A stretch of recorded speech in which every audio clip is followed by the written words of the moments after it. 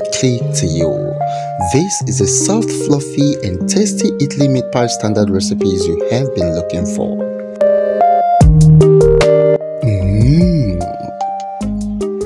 Our recipes provides you with absolutely delicious and outstanding good-looking pie snack, suitable for daily sales, official meetings and gatherings, and party supplies. The sauce of this pie was carefully stir-fried with the aim of elongating the shelf life of the pie for up to 7 days without refrigeration. Isn't that amazing? Also, every other problems and issues emanating from meat pie makings and supplies and businesses is well and properly addressed in this video. I'm sure you wouldn't want to miss all this.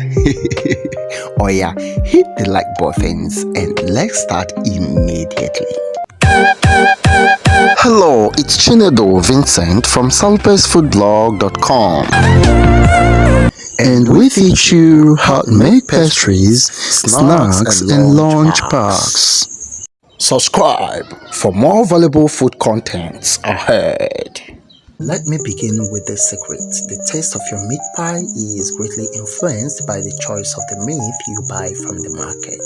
Why leftover meats are usually cold, stiff, and pale? Cold because they will always refrigerate it to sell the next day. Today's freshly butchered meat, which is 16 times sweeter, will always be tender, reddish, and ambient in terms of temperature. So you can just feel the temperature and you dictate which day's meat it is you are buying. Okay, so here is my meat. This is about 750 grams of meat, and I've already minced them in the market as you've seen. Here is about 13 medium size of Irish potato mixed with about 5 small sizes of carrots. I work with more of the Irish and less of carrots. Next in line is our flour, and I'm using 1500 grams of flour or 1 module of flour. Next is preservative. It is calcium propionate, or you call it bread preserve. I'm using it because it's for business and I want the meat pie to be preserved for 7 days without refrigeration. Yeah, here is a teaspoon of ginger and garlic each, and this is my seasoning cubes. I'll be sharing this cup of oil both for my sauce and my dough. Yeah, meat pie without baking powder is almost impossible because the texture will be a mess. Yeah, I love red onion so much. Yeah, please, this is margarine and not butter. This is simply 500 grams or a half kilo. Meat pie making, according to my own term, can be grouped into 3 major steps: the sauce making, the dough making, the pieing process, and the rest is just our history. Now, it's always a routine for me to start from the sauce. You can start from the dough if you wish. I begin my sauce making firstly by prepping all my vegetables, which include washing, peeling, scraping, dicing, and final rinsing. Next is the hot water treatment, which is aimed at blanching the vegetables for both color retention and against enzymic browning. Another reason for this is to drastically reduce the starch content of our Irish potato in our sauce. Finally, it enhances spatial cooking of our vegetables. All these are very important because we are using a stir-fry method for our sauce. Yeah, maybe you've not had it before. Yeah, you will know it today, so keep watching. After stir-frying my onion in hot oil to be translucent, I went with my meat. I then seasoned immediately with my seasoning cube, ginger and garlic powder. Mix to combine and cover the lid of the pot for ingredient penetration. Now to our already blanching vegetables, I'm gonna strain and allow to sit. Let's quickly check back our meat. Yeah, it's boiling. Please stir and continue cooking until the whole water is 90% dried off. Please remember that no water was added to this meat. All this water you were seeing came from the meat. This water is 90% dry off, so we're gonna take off the meat from the heat. Having done that, it's time for the real stir fry of the sauce, which I talked about earlier. And to do that, in the same pot, add some oil and chopped onion. Stir fry for a while and go in with your blanched vegetables. Stir fry again to immerse the vegetables in the oil and go with your seasoning. Remember, our seasoning here is very simple. Our seasoning cube, ginger and garlic. Please note that this sauce is not limited to these ingredient spice mentioned. You can use more if you wish. We are only using these few because we want to achieve quality with a lesser cost. Let's just keep it so nice and simple. By now, our stir-fry vegetables is already 40% cooked. So what are we waiting for? It's time to add our spicely thermal dehydrated meat into our vegetable stir-fry. Man, this combo is comboling. This meat pie sauce making taken to another dimension. Wait, you will see more. Please hit the like button if you are gaining value. So I allowed everything to steam together while the lid was closed.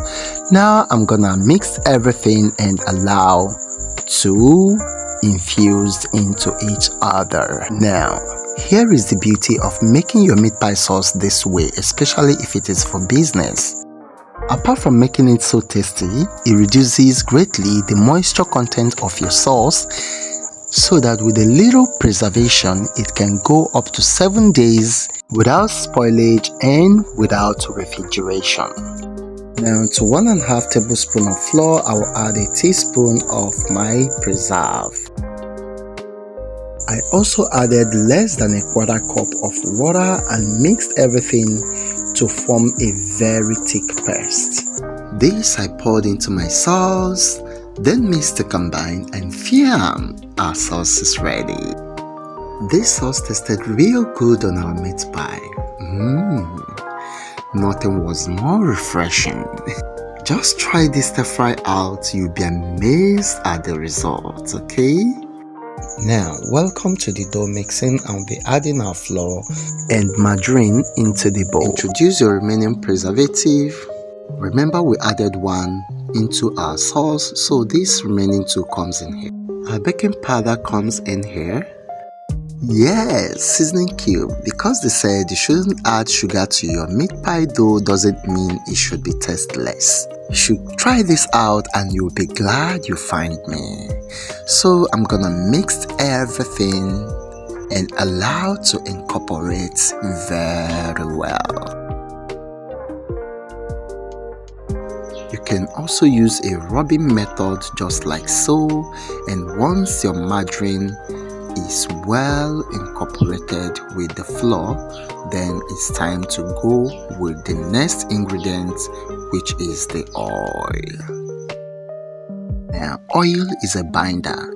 For those of you that always complain that your meat pie break a lot after production, it's breaking because you don't add oil.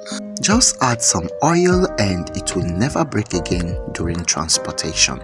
Mix everything to incorporate, and once they are properly mixed up, we move to the next ingredients.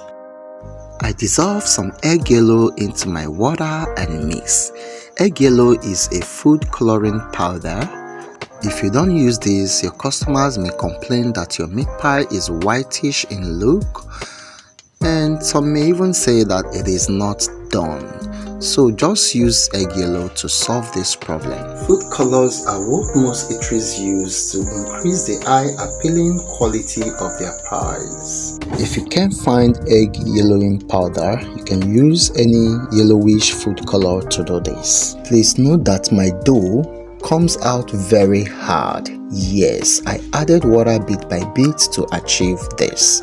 Any meat pie dough with a soft texture will eventually look ugly after baking and might be unacceptable before the consumers. So having said that, let's do the kneading of the dough. Now, kneading a well-margarined meat pie dough will eventually lead to a fluffy texture. Let me say that again. Kneading a well-margarined meat pie dough in addition with baking powder will lead to a well-fluffied meat pie texture. That is the secret. In addition to that, it also increases the overall yield of your pie.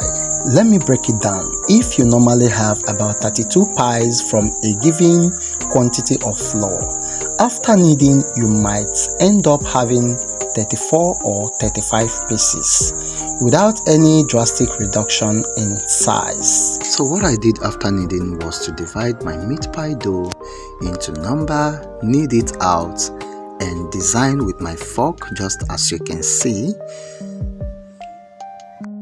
Flip it to my cutter and add my sauce and cut. You can see it. Let's go slowly this time. After flattening your dough, use the tip of your fork to design the dough just like so.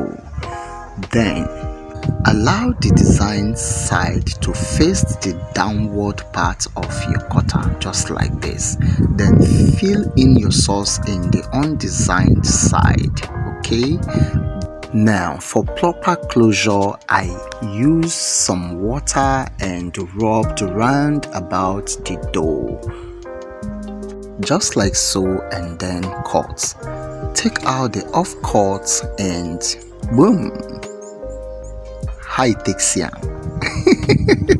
It makes sense, Abby.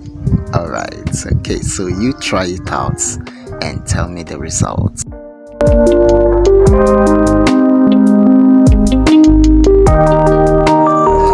Once you're done with the pieing process, it doesn't end here. We're gonna do some few treatments to the pie before taking them to the oven. Now I greased my pan with margarine to avoid thickening. I pick another plate and added 1 egg and whisk slightly, then set it aside. Now I'm gonna arrange all the meat pies in a pan. All the meat pie actually entered in 2 pans, so I'm gonna arrange everything in the pans and then egg wash.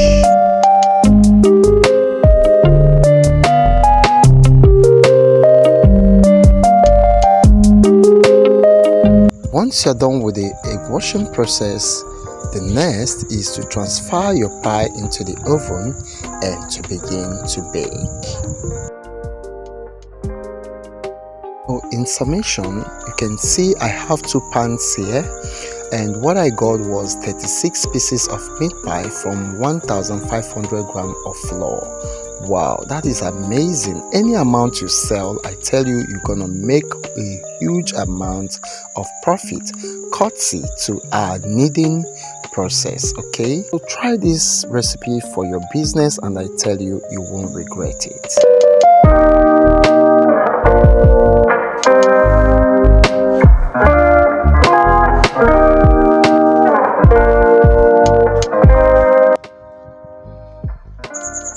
Yeah, our pies are ready, looking good, bigger in size. Okay, let's see what it looks like on the inside. Oh my goodness, it is still very hot. Yes, super rich and absolutely delicious. The pie came out so soft and fluffy. The eye appealing is second to none. Any customers with Eat Right's 4 senses will always clap for this. That is rock of ages. Clap for please and please don't leave without clicking a like and subscription button for more. I love you guys. Bye bye.